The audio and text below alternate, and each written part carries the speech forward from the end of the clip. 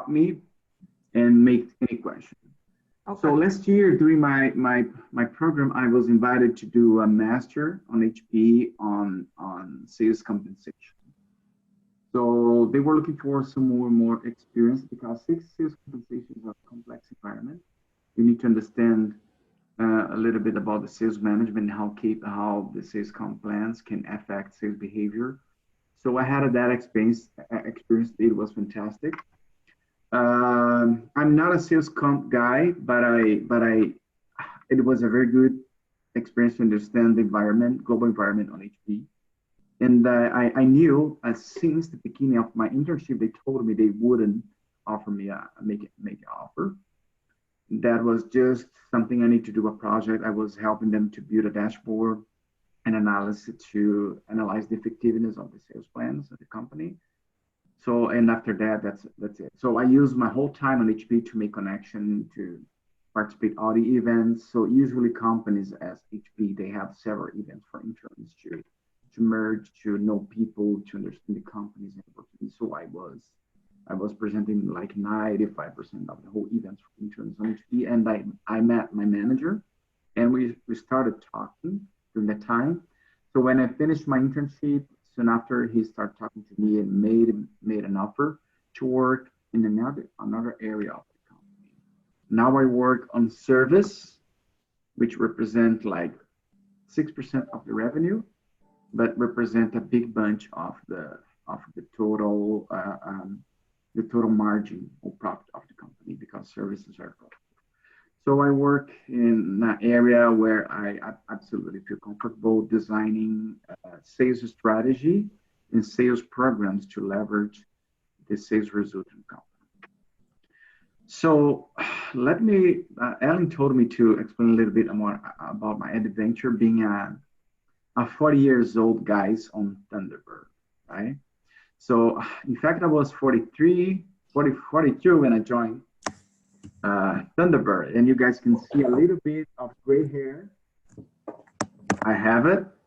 So if you are a little bit more than 35, you understand. So that is such preoccupation, being more than 35 in an MBA in US. And this is not your problem. This is the market problem. This is how the academic industry works. Hello, guys. Good to see you. Great. So how the market works. So what happens, usually Americans, they go, as you know, they go to master usually straight after the undergrad program or 3 or 4 years after the graduation. So when companies, they go to the market looking for MBAs, they are basically expecting these 27, 30 years old guys with 3 or 4 years of experience. And sometimes we are not that guys. So it's a problem. But the first thing you need to understand that's not a limitation. Absolutely, it is not. Company won't refuse you because you have 10 years of experience. During my time on HP, I had interviews with Google, Amazon, Microsoft. All this company was interested to talk to me. And I think the reason I didn't proceed even further with those companies because I'm a pretty bad guy for interview process because my interview mindset, which is the type of interview we have in Brazil, is not behavioral. When you have 10 more years experience, they don't want to test if you know how to do something because you are in the market, you are a manager or a director or whatever. They want to know what you have done and how you got the result. That's the basic interview for someone with 10 years or more of experience. But when you go for an interview with companies that are looking for MBAs, they won't do that type of interview. They will through behavioral interview. So, and I struggle a little bit. I remember my last interview on Google, for example, asked me things that was so easy for me. And later I thought, well, I should have done that because, they want to see another thing different. So, but anyway, so first advice I have for you, don't think you are limited in terms of company and opportunity just because you have more than 35 years. A lot of people tell looking for companies that are looking for or internship in companies there where they are looking for more experienced people, or if they are looking for big projects or more experienced projects. That is nice, but it's not easy to find that type of project. So you can fit for regular position in internships and regular position for MBAs in American companies. The thing you need to be a little bit more prepared in my field, because when I was in conversation with students with 2, 3, 4 years experience, they had a lot of histories ready in their mind to do the behavior interview. And I think I struggled a little bit with that because I was ready to talk about business. I wasn't ready to talk about fake things, you know, and behavior interviews about that. Tell me if your horse, crash your car and blah, blah, blah, in your company, you have a meeting, stuff like that. I almost told, I'm sorry, guys. Let's talk about business, I'm ready to do about numbers and big projects and millions of dollar revenue and things like that. But that's not the reality. So that's something I should be more ready. Just a second, someone is calling. That happens sometimes. Okay. And then you guys must be aware of the rules of the games in terms of interview. That's the first thing. Don't feel limited. Second thing, use odd shots you have. I've seen so many students designing strategies like this. I will go to one career fair. Eventually, I go for some companies on site to see some companies. And that's a big mistake. So my advice for you is going to all sessions you have on campus. When I say all, I'm telling 100% of the session. Again, I'm going to give you an example. ExxonMobil, they don't care about B. That's it. They don't care about international students. I'm not telling they are wrong. This is a strategy. We need to respect that. But you know what? I was there, shaking hands. Hey, I'm Minaz. I'm a powerful guy. I know how to do this. I have led business, sales, blah, blah, blah, blah, blah, blah. And I train my pitch. And I talked with 3, 4 recruiters in that section. And that was a vibe because it will take a lot of time for you to have a very reliable pitch. And you need to use those opportunities to practice. Those pitch.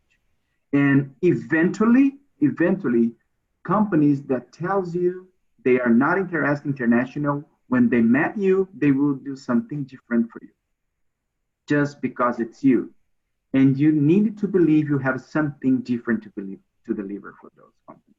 If you don't understand you have something different to deliver for companies, I think you are in the wrong place, right? You shouldn't be on Thunderbird. But if you are on Thunderbird, you believe you have something different, right? You need to use that in your behalf. Sharing companies that even they are not used to sponsor, or even they're used to do something for international students, we have something different. And I've seen some companies, even for me, inviting me for interviews, different process, even if the like the usual policy don't predict the hiring international students. So that's my second thing for me. Take advantage of all sessions you have in no matter. Go to train your pitch and be well dressed, nice dress. Don't go. I've seen people going to the t-shirts, don't do that. You don't need a tie necessarily for all, even, but you need to be very casual and, properly wearing proper clothes. So, but go to 100% of the events. If that is your time to train, to get feedbacks and things you need to improve in terms of your speech, in terms of your presentation. Career fair, 100% of those career fair. That's absolute important. I got my interview on Google, on career fair, on Amazon, on career fair, and many other companies in career fair.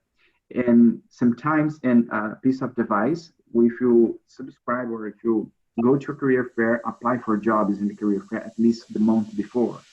One mistake I did, I didn't know, I applied for jobs through the career fair website the week before. So basically all the interviews were already set. So take advantage, set interviews at least 30 days before. Yeah, so you have more chance to have your interview before the event. So during my time, I was in two career fair before the internship and after internship. I basically was already all set with HP, but I was another two career fair just to talk with people again, make interview and talk. And usually you're gonna have more chance in career fair for full time than for internships. So I think there are more dispute for internships than full time jobs. So, but just a second, I think you should go for both. That's one important thing you need to know. Third thing, when I joined Thunderbird, I wasn't expecting the service on the career center. I wasn't. I know. I knew we would have some support. I knew we would have some type of advice, and but what I received from career center was like a big plus.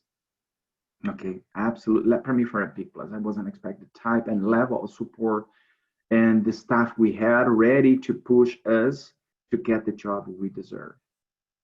So take advantage of the career fair, your career advisor, and don't think they will set meetings with you the whole time to see how. No, I think you need to push a little bit. I know they will push you sometimes, but it's up to you to use their structure, their advice, their to practice whatever you want, to check your resume for after every session on campus. You can talk to your advisor just to see and to share your experience, to see what you can change. That's a little bit more. So I think that's one important thing. In terms of financial expenses, process, I have a comment on this. I know going to a career fair, you're going to expend a little bit of money, and I've seen some students, so I don't want to spend $500 on this. But I think you need to make a calculation right here. Your program costs $70,000. No matter if you're getting a scholarship, partial scholarship, or full scholarship, this is a $70,000 thing you have spent. And another 20, 30, 40, I don't know if you have, I had 4 kids during my total. My expenses were very high, living expenses. But let's imagine another 20, $30,000 of expense. You're talking about $100,000 investment on you in your life.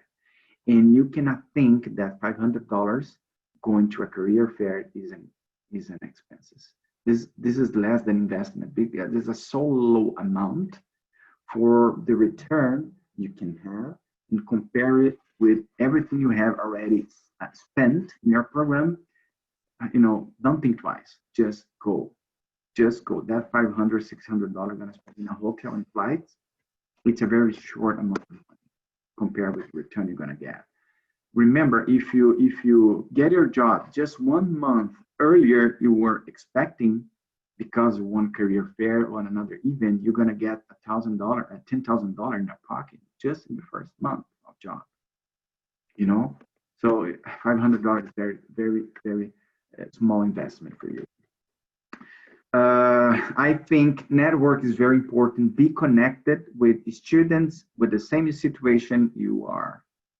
For example, I was with, in my time, I was with Mo, Kiko, and all guys like me, older, and we were talking every day about things they found on websites, things they found on interviews, things they noticed.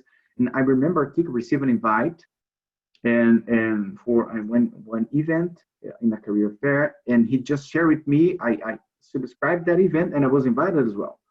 So you need to be connected with guys that have same level of commitment you have, and you guys can push, because you're gonna find things that they cannot, and vice versa.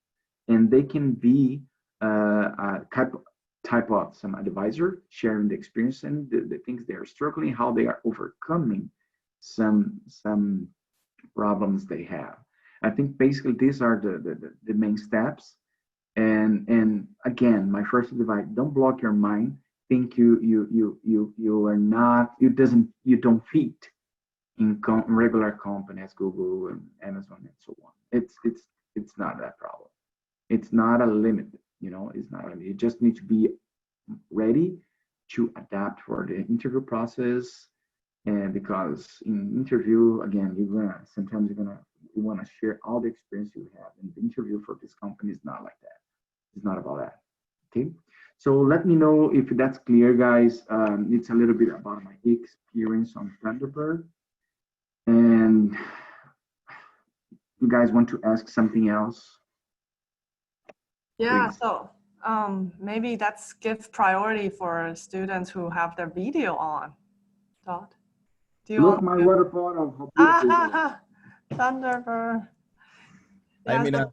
so go ahead. Hello, Daud. How are you? Excellent to you, my friend. Good to see you. Good to see you too. Thank you for this opportunity to have discussion with you. And well, I think we're at the same era of living. No, So you don't have gray hair, or you don't even are bald. So I don't think so. I think you're lying here. no, no, no. I'm 40 now, so Okay. I think those tips from you are very valuable, especially when you talk about behavioral interview. Yes, I didn't expect that. When if I may know, what was your position before joining Thunderbird? Okay, I was a senior executive in a transportation company in my country. So I led Really? this. Yeah, I led the subsidiary that cover all my state for And what about 6 country years. is that? Brazil. Oh, I so sorry guys, I'm Brazilian. I have this Greek name, but I'm Brazilian. okay, okay. I come from Indonesia. It's an Asian country. Beautiful, So I was also in the transportation company. But beautiful. my question is, um, do American companies hire um, uh, managerial experience employees like us and honor our expertise? Because from what you explained, they're asking us basic questions about behavioral interview. So exactly just like what you expect, you were preparing numbers, you were preparing like, okay, this is the condition, this is the calculation, this is the numbers. How do you decide is this project is valuable, important to do, or how do you solve this problem? But they were asking like some like the horse were ruining your garden or something. So how do they expect uh, some expertise like what you have, senior management? I was a chief of operational officer at my company. So how can they find out our quality if they don't ask such kind of questions? Mm. Yeah, I think if I could be, for example, my last Google interview, they make a questions like, if you were about to design the number of buses that are used to take the employees to the company, are you going to increase or decrease? Mm-hmm. I am Brazilian, I wasn't that. We need to decrease. Mm-hmm. That's what my manager, my CEO, no matter what, and improving the quality, decreasing the number of passes. That's Mm-hmm. how it works in a country like Brazil. But that's a wrong answer.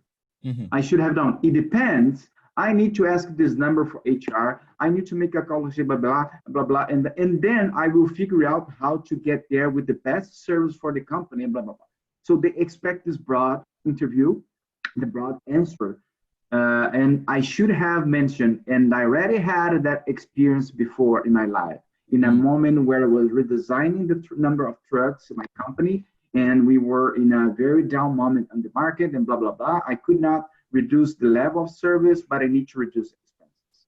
So I think we need to try to answer what I'm expecting, how your mind should work in this type of problem, not in a very short answer. I answered them as a Brazilian with my Brazilian mindset, and that was my problem. Because in Brazilian, the rule is reducing, reducing, reducing. Yep. In our country is the same. We live in a country with few resources.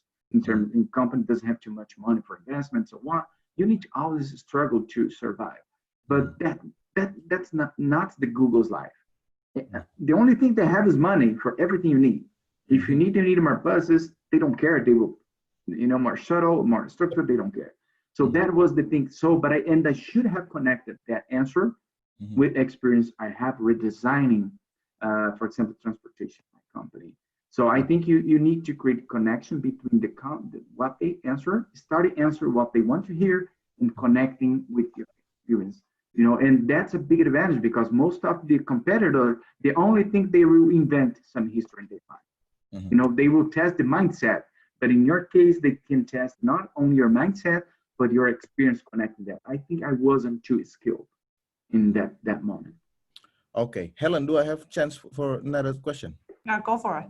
Okay, Minas, uh, I was a COO at my previous company, so I expect in terms of career history, I'm expecting to have at least the same position, chief operating officer, or I can be a CEO in this company. Do you think it is a goal that it's makes sense? I think that'll be pretty hard for you. I Okay. really redesigned my career. I was leading 150 people in Brazil, Mm-hmm. five different organizations. Mm-hmm. So I had a big room. Mm-hmm. When I say big room, a leather couch. Mm-hmm. I had a refrigerator in my room. I have two assistants to do whatever I want. Mm-hmm. Now I'm individual contributor, Mm-hmm. and that was something I need to make a choice because at the first moment, usually companies will see us as a regular MBA. Now, HP faces me as a different MBA. Different. It's clear to my company. To give an idea, they are. It's not common on HP to hire international students on the business side. They hire more people on the tech, right, to offer the OPT. And now they are doing all the investment, bringing my family, paying for everything back and forth, just because they notice I have different skill and I have done a lot of things that regulars in BD cannot do it. They cannot because they don't have the experience I have. I'm redesigning a lot of things in the company that will serve for the home company, not only for a service because I know how to do it. So answer your questions. You need to be prepared to receive more opportunities as a regular MBA.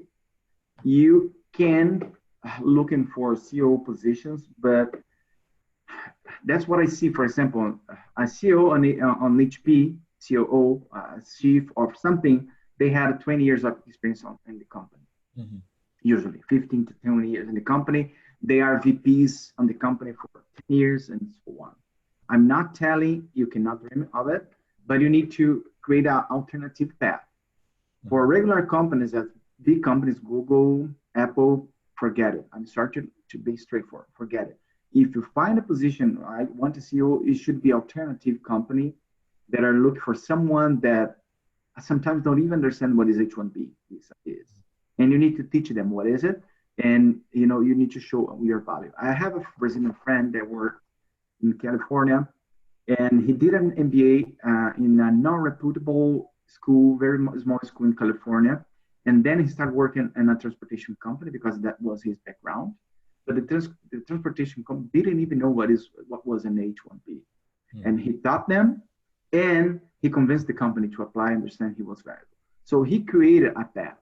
So if you want a higher level position, probably you shouldn't go to the big regular companies that are looking for MBAs. Keep looking for that jobs because that could be your bridge for even bigger opportunities. But in parallel, looking for other companies, and I will tell this chief of something in US is a big thing.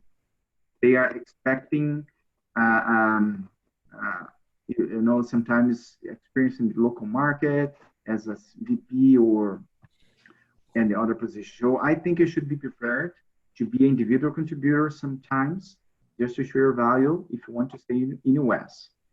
If you want to see something different, look for different companies parallel, in positions like that. You can apply, it's not a problem. I think you should apply because if you go to Glassdoor, you're going to find a lot of positions, VP, chief of operations, but that won't be Google and, this company, they are looking for different profiles for this type of. Okay. Thank you, Minaz. Thank you You're so much. welcome. You're welcome. Putting you on the spot. Really? Yes, go for it. Hi, Minaz. How are you? Hello, my friend. Excellent. And you? How are you? Good, thank you. My name is Harrison. Oh, Harrison. Nice to meet you. So there's a question that I've found that when somebody's asked what's the difference between work balance and employee balance, and how did you task it? So if with working in a multi-million project, where now you're reporting to directors and VPs, and maybe your interviewer does not have maybe that exposure of my assumption is of talking to now your directors and your VPs and you're at the very top of the rank. How are you able to explain the same or in an interview and you don't have to sound that you are too up the ladder? So tell me again, the difference between what?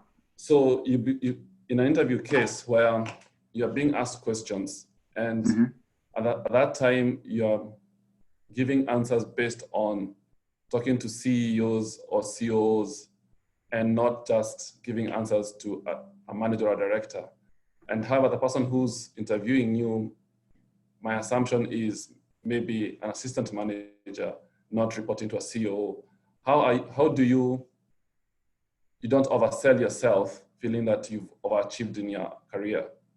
I think that's a very good question, because if you are overselling yourself, telling I'm the guy here, it's a problem because they can notice, for example, now my company notice how willing I'm having to go through this path as an individual contributor again. I think in 1 other year in HP, I can apply for a management position. I'm going to be ready. So, but they notice I'm willing. I never put on the table things like I want to be a manager. I'm the guy that will get there and I will do everything. I think you need to be focused on the function you are applying to. If we're applying a function to be a customer support leader, or I don't know, your level of answer must be based on the position you are being interviewed for. So you cannot go too much far of that, because if you start tech, I'm a big leader, I'm just lead this, I led that, I built this, my budget was this million, I had 150 people. You can mention what I've done.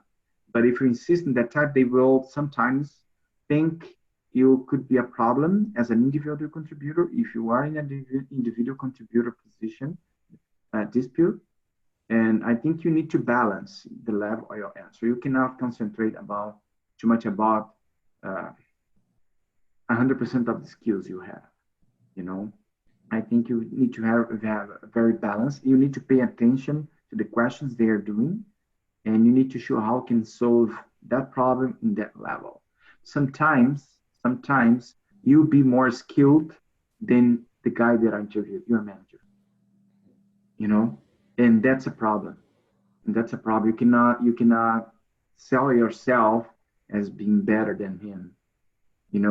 Telling, oh, that's easy for me. I'm the guy. I was bigger than that. I was leading, just insisting this type of question. So I think you need to balance your answer, not overselling yourself. Okay. I don't know if I answer your question. You have. Okay. Thank you. Thank you. Minaz, I know we have 30 minutes of your time. I want to be respectful of your schedule. Do you have time for one more? Yeah, I have. I'm free. I have another 30 minutes if you need.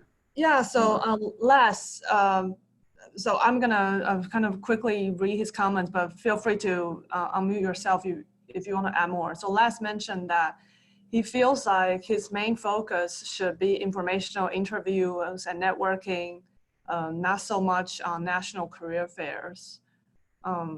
Les, do you have more comments that you would like to add? I will let him know and can repeat. Career fair is an absolutely viable source of contacts. Absolutely viable. For example, even Black was even better because Black was smaller.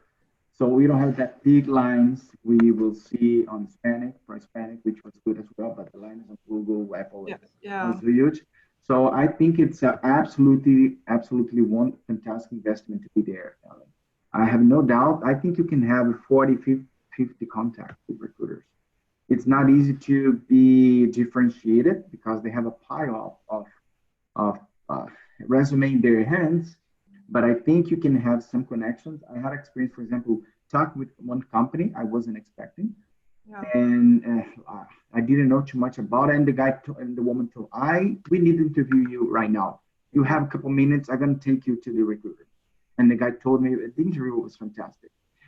The thing we could discuss here, things I should have done different on career fair in terms of preparation. I think I jeopardized a couple opportunities because I wasn't ready. For example, I was in a line for an air flight company, and they told me, tell us. Usually, you don't receive the type of question, but tell us about our mission statement. What do you think about it? I didn't have an idea. Yeah. So I think I should have known. For example, this company, this woman told me, I just was Googling my cell phone before I went to the line. What is the company mission statement? What type of service? I knew there was a rental car, but they are now more than that. They're offering several type of service in terms of car.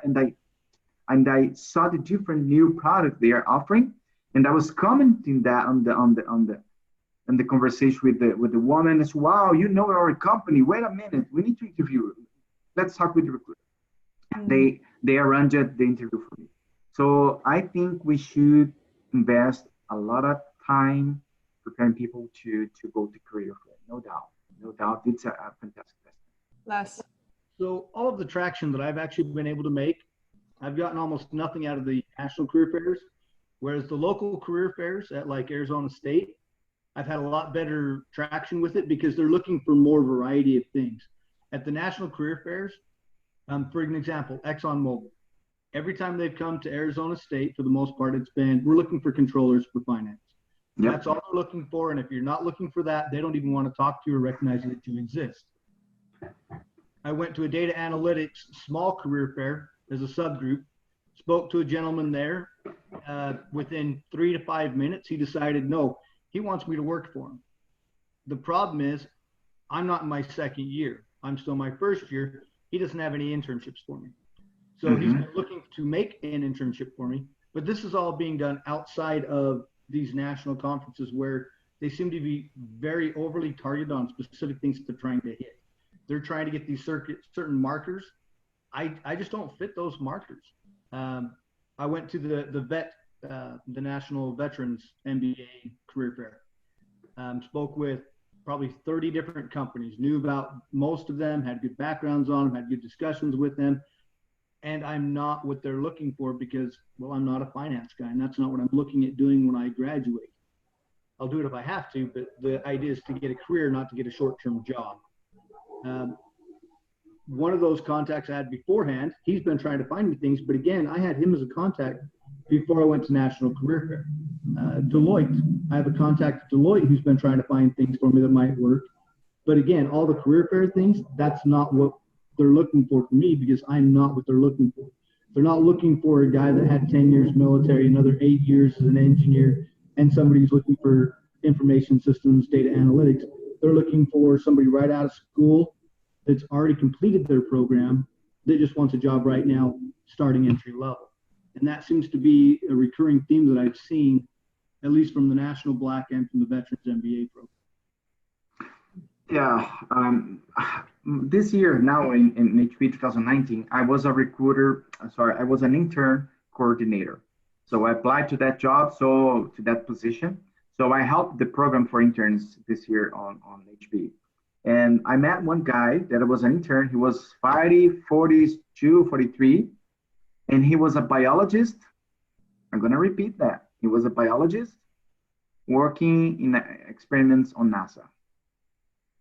I'm going to repeat. He was a biologist working. It's not a NASA whole life. He was the last 2 years. The other years he was working, in biology projects, research. And now he's working on business on HP. And he was an executive program, not even a full-time program. He was an executive program, studying at 9, and he was during the financial problem the American government had, and during when the government was for a couple of weeks without money to pay people. That beginning of the year he was fired, and then he decided to change to business. and now he's working on business on HP. That was a wonderful, fantastic. I thought that was impossible, and after internship finished, I was walking on the halls and I saw that guy. He told me, "Minaz, I got the job." So they noticed the value. So um, when you go to career fair, for example, you have a line for sales, finance, HR, or whatever, usually, right? And sometimes you want to find a line that fits with your position. And this is part of the job. So are you data analyst background? Do you have? What is your background? Data analyst or? So I was an engineer. I have a biological engineering background. I've been a thin films engineer, and I've been a physical scientist. So I have a lot of project management background. I have computer programming skills. I have IT skills. I have basic troubleshooting, failure analysis, anything that deals with manufacturing. Pretty much that's where I've been for the past 7 years. But, okay, you want to go. What is your what are you looking for more project management, business, and so on? Looking for project management positions and business analytics. So in the business information or business analytics side of the house. Okay, if I were you, Minas, I'm going to tell you that this is the only path. I would be pursuing that type of jobs in biological companies, in food companies, in environment engineering companies, things like that. Because what happened to you, you are, in Brazil, we would say you are white fly. White fly is albino fly, which means it's pretty rare. You have a very such valuable and rare background. They eventually only the companies that are looking for this type of profile can see the value necessarily. For example, Novartis, I'm telling about a chemical company. There's a lot of environmental things on it and so on. They will see you different so they will have a business analyst, but they understand the chemical or the environment or this biological environment that a guy like me, I'm doing a lot of analysis now, don't understand. So you are a huge benefit for companies with that type of background. So if I were you, I would merge these two type of the skills you have with the industry that will see the value you have. And you will be, so imagine you competing for data analyst position on Novartis with a guy like me. I don't have a chance. First, I'm not a tech guy, okay? I'm just business. And I don't understand the chemical, biological, blah, blah, blah background. So you have this mindset, complete mindset for those kind of companies. So you can pursue this type of company and company that work in chemicals, farms, and things like that, Down, AgroScience, and BASF, I don't know how to say that, BASF, BASF. So companies like this, all these companies, they are on career fairs. All these agriculture companies, chemical companies for agriculture are on. The pharmaceutical companies, most of them they are in career fair. If you get in a line telling you are engineering, you have a big background in chemical, blah, blah, blah, biological, you have data analysis skills. My goodness. The problem is that those are not the positions they're looking for when they're at the career fair. So even with ExxonMobil, huge on data analytics, but the only way I got in that door was through networking on the side, finding an IT manager who's in charge of all the infrastructure. And that's how I ended up getting in the door for an interview. And now I have somebody working there to try to help me out. But just going to the career fairs, the national ones, because they're so targeted, it seems like it's not a good cost to benefit ratio. No, I think it is, especially because I've seen, I'm so sorry. Go ahead. I think I am kind of pigeonholed because of my background and my set. I think it actually limits me in how people do perceive me, because engineers are perceived as hard-coded thinkers, non-creative, and that's probably accurate with me. And they look at them differently. My competitors aren't other business people. My competitors are actually guys with PhDs and masters that are still in the direct field instead of going into business. And so it's a little different of a market than a standard MBA student. I was in several lines in career fairs where people told me, we are in this event here, we have a line for sales and finance. You have this background, this viable. I'm gonna give you the right person in my company that will have a. You can send an email, and I'm sure they'll be interested for you. Several recruiters have done that for me because they notice I have a different things. So I think you need to open your eyes in terms of not seeing limited. You need to be ready to receive no's and sometimes coming back from career fair without any offer, without any interview, because this is part of the job, part of the work. But I think you first of all, you need to see the value of what you're doing, what and your background. I think you're a little bit wrong about yourself. I see an absolutely value about who you are, background, and what you are trying to do. But you just need to be more precise in your target. In career fair, national career fairs, with these big companies, these big recruiters, they have this type of mindset. You know, they're looking with people with different background, different field, different things. So I'm not IT guy. I'm not an HP guy. So I'm doing different things on HP just because I'm absolutely different guy in terms of experience and background. And sometimes I do simple questions. I'm not kidding. I do simple questions in my team about basic things in other industries. Nobody knows the answer if you have or not. And that happens because the companies are surrounded with this 20 full of these 20 years guys experience again in the same company. They don't have too much experience abroad in other companies and other industries. So I think you should see yourself different, a little bit differently, because you have the value the companies want, I'm sure. And you should, I think you should invest that money in that national career fair, talk with these big companies. And you don't have the H-1B restriction we are talking about here many times. I had and many of us have. So you don't need to be concerned about that. I'm sure you're gonna have a fantastic experience at the national career fair. Trust yourself, you're valuable. And hello, I'm Kelly Alvarez. Okay. I'm an international student. I have over 10 years of experience in engineering, project manager in chemical industry. So I went to two career fairs, one in Houston for National MBA, National Black MBA, and the other one in Prospanica, that was in Orlando. My experience in those career fairs, it was really helpful to understand which companies are not sponsoring, chemical industry is not sponsoring, and also oil and gas. But Yeah. other companies like the tech, Google, Apple, Microsoft, can you hear me?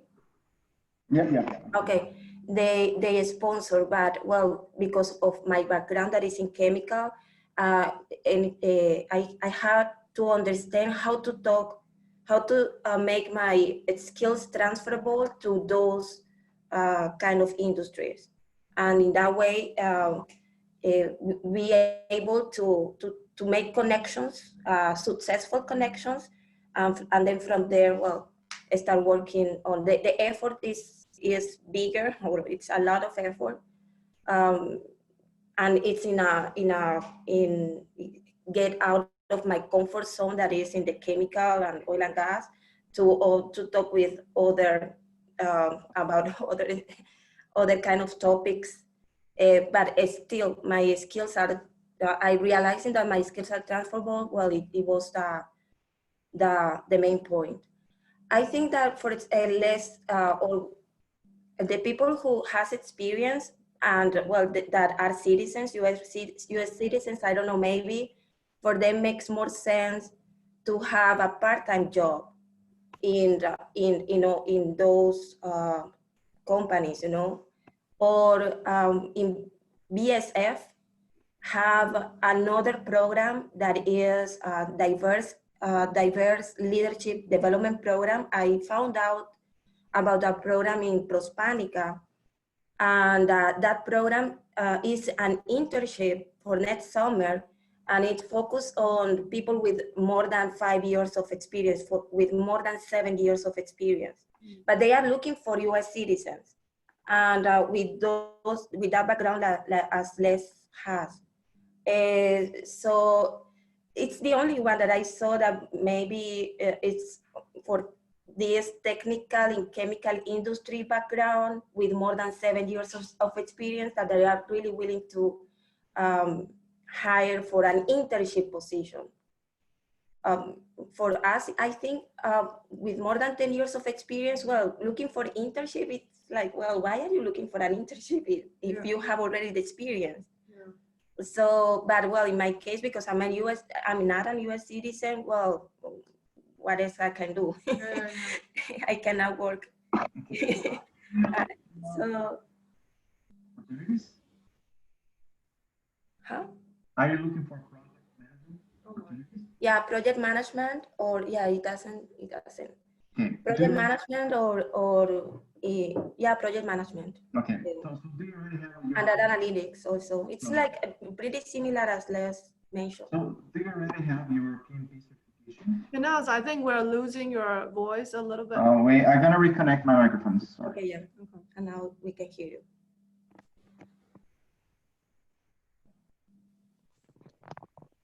Hello? Yeah, we can hear you. Okay.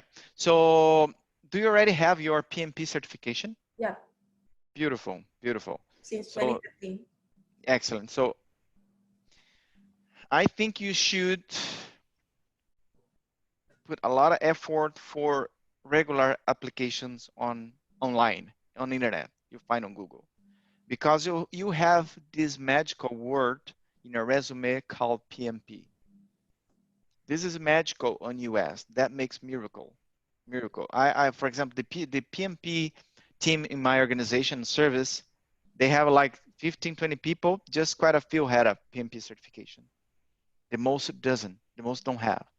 So I think you should apply a lot with quality, but your PMP certification will make you to have the big difference. So don't wait for just for the career fairs, but you should use a regular application, because when these companies, they write code to analyze resumes, they look for the type of word you already have. That's absolutely viable.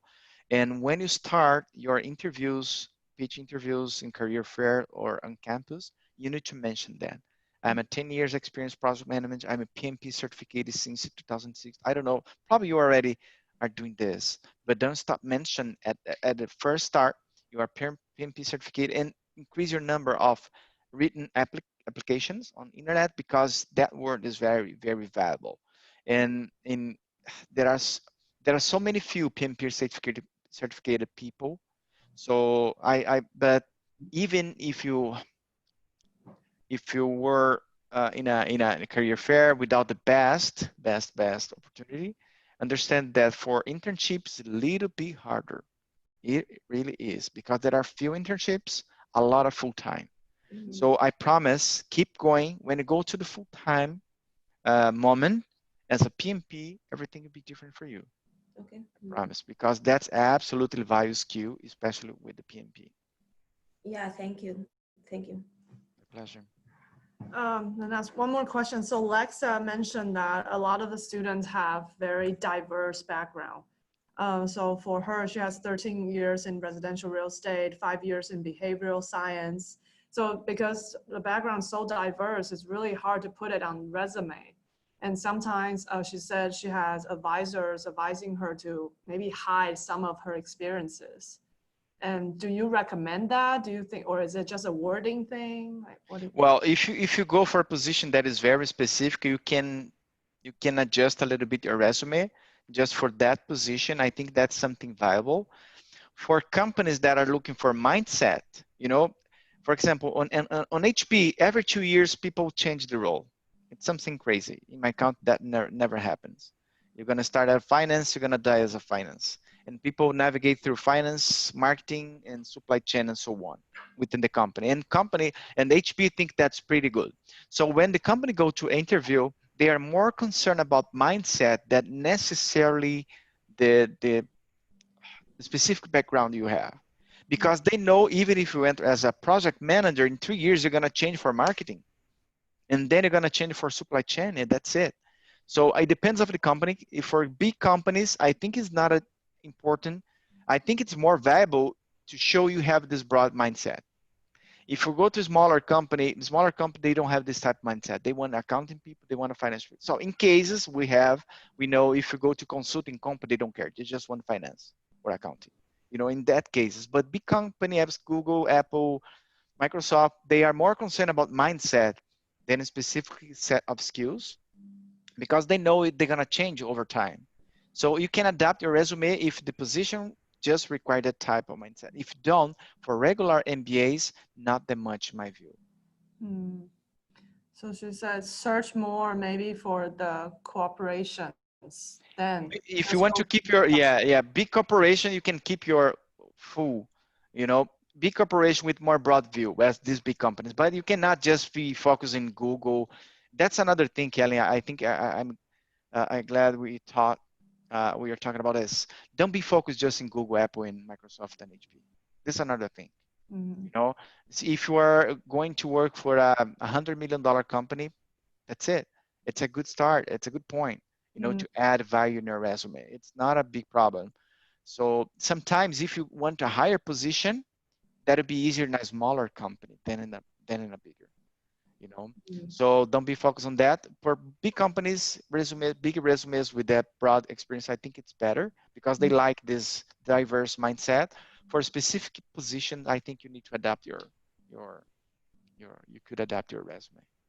Thank you. Jason, Ethan, Daniel, do you guys have any questions? No, no questions from me. Perfect. I'm all set also. Thank you. Thank you. Yeah. Well, Minaz, I sent you a message if you don't mind it, if we can connect with you on LinkedIn. Yeah, no doubt. Okay, this is my